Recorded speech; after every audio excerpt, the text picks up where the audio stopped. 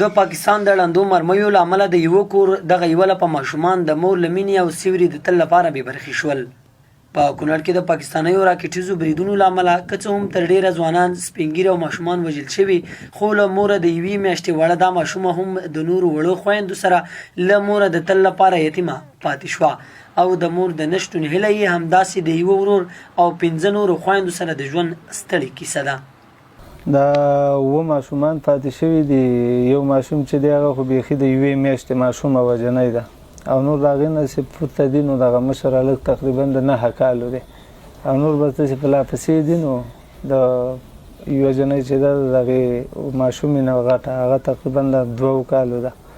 نو ټول هم دغه شان په لا پسې دي نو د 2 کالو 3 کالو 4 کالو داسې په دغه دي اووه ماشومان پاتې شوي دي.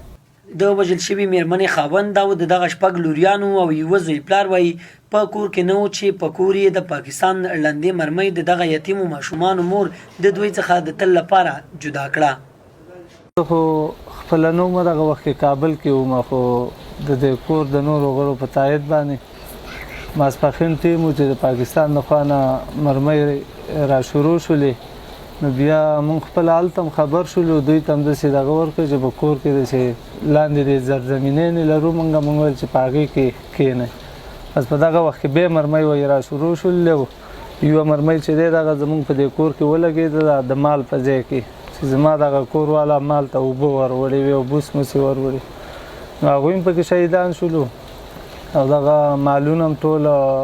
مړه شولو پکې دغه ځایونه مینه خراب شو.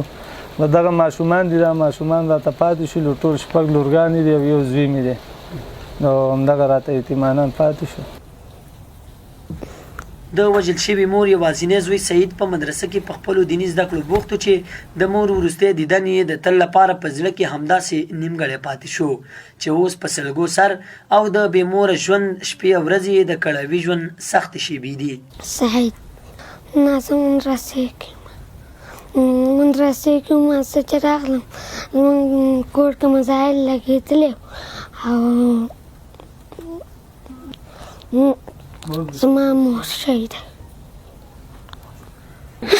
دغه یوازینی افغان ماشومان نه دي چې د ژوند هیلې د پاکستان د توغندیو ښکار شوي، بلکې ګڼ شمېره همدا شان ماشومان یې نور هم په ژوند ستړي او د مور او پلار له خواږه نعمته بې برخې کړي دي. هارون در، ځلا راډیو ټلویزیون، کونړ.